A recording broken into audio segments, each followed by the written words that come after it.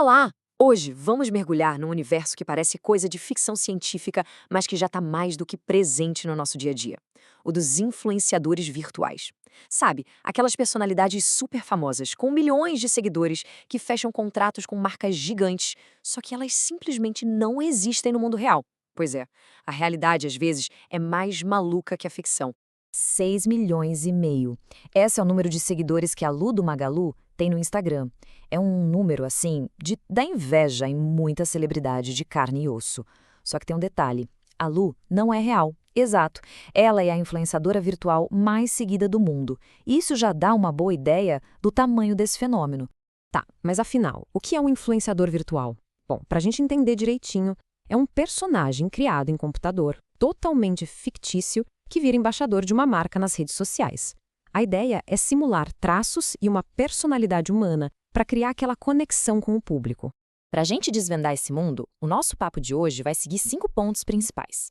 Vamos ver como esses influenciadores surgiram, por que as marcas amam tanto eles, qual é a psicologia por trás da criação, a ligação com o metaverso e, no final, as grandes questões que tudo isso levanta. Beleza, então vamos começar. Como é que a gente saiu daqueles mascotes de caixa de sucrilhos e chegou nessas estrelas digitais super complexas de hoje? Olha, essa ideia de dar um rosto para uma marca não é de hoje não, viu? Começou lá no final do século XIX para criar uma conexão com o consumidor. Mas o salto tecnológico foi gigante. Em 2015, a Lu do Magalu chegou para provar que um avatar podia ser muito mais que um logo animado.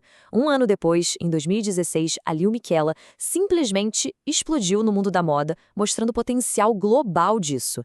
E hoje já existe uma indústria inteira só para criar essas personalidades digitais. Agora vamos ao ponto-chave. Por que raios uma empresa investiria uma grana preta para criar uma pessoa que não existe, em vez de só contratar alguém real? A resposta cabe em uma palavra: controle. A diferença fica muito clara quando a gente coloca um do lado do outro. Influenciadores humanos são, bem, humanos, né? Eles erram, se metem em polêmica, ficam mais velhos. Já o influenciador virtual é uma experiência totalmente controlada. Ele nunca vai falar algo fora do script, pode estar em Paris de manhã e em Tóquio à noite, e vai representar a marca do jeitinho que ela quer para sempre. E essa ideia de não ter limites é o que mais brilha os olhos das empresas. Como diz o Ricardo Tavares, da Biobot, que é uma startup que cria esses avatares, uma pessoa real pode ter medo de pular de paraquedas, mas o avatar dela pode pular sem problema nenhum. Não existe limite físico. Mas espera aí, criar um avatar não é só apertar um botão e pronto, é um processo super complexo que mistura arte e psicologia, tudo para garantir que o público se conecte com ele, em vez de achar bizarro e sair correndo. O processo é minucioso, sério. Primeiro, define-se toda a personalidade. Depois, uma equipe de artistas cria o avatar do zero. E só para ter uma noção do nível de detalhe, o cabelo da Saitiko, que é o avatar da Sabrina Sato, demorou mais de 60 dias para ficar pronto. E por fim, eles criam toda uma história de vida para que as pessoas se identifiquem, se importem e queiram acompanhar aquela vida. Só que aí é que mora o perigo. Como criar um personagem que pareça real, mas não assustadoramente real? Existe uma linha muito tênue aí. E essa linha tem nome. É a teoria do Vale da Estranheza. Pensa assim, quanto mais um robô ou um avatar se parece com um humano, mais a gente gosta dele.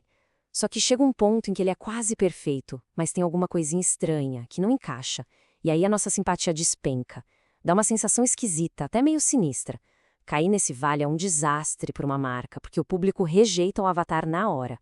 Por isso, o objetivo é sempre chegar no topo da simpatia, sem escorregar para esse lado estranho. Então, o segredo do sucesso é esse: criar um avatar que seja realista o bastante para a gente se conectar, para gerar empatia, mas que ainda dê para perceber que é uma criação de computador. Essa pequena diferença que desperta curiosidade, em vez de causar estranheza. E pode acreditar, esses avatares não servem só para fazer post no Instagram. Na verdade, eles são a nossa porta de entrada para a próxima grande fase da internet. O Ricardo Tavares, lá da Biobots, resumiu isso perfeitamente. O avatar é o nosso cartão de entrada para o metaverso. É como a gente vai existir, interagir e se apresentar nesse novo universo que mistura o mundo real com o virtual. E não pensem que isso é papo de nicho, não. Gigantes como a Meta, a Epic Games do Fortnite e a Roblox, e até marcas de luxo como a Gucci e monstros do entretenimento como a Disney, tá todo mundo investindo pesado nisso. O metaverso está sendo construído agora e os avatares vão ser os nossos passaportes para lá. Isso tudo cria uma nova economia digital que gira em torno dos NFTs. Pensa num NFT como se fosse uma escritura de imóvel, só que digital.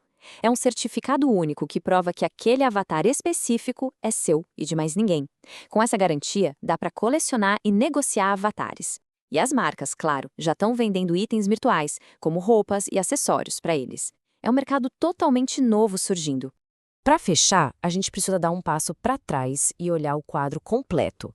Porque, claro, a chegada desses seres digitais perfeitos levantam as discussões éticas bem importantes. Ter um embaixador de marca que é perfeito, nunca comete um erro e está sempre online, parece o sonho de qualquer empresa, né? Mas e as consequências sociais disso tudo? Qual é o lado B dessa história? Essa nova realidade traz alguns debates que não dá para ignorar. Por exemplo, a questão dos padrões de beleza, que com os avatares se tornam literalmente impossíveis de alcançar. Outro ponto é a apropriação cultural. Tipo quando avatares negros ou asiáticos são criados e controlados por equipes totalmente brancas. E claro, tem a questão da autenticidade. E se esses avatares podem acabar tirando o espaço de criadores de conteúdo reais, principalmente daqueles de grupos que já lutam para ter mais visibilidade? E no fim, tudo isso nos leva a uma grande pergunta para a gente pensar.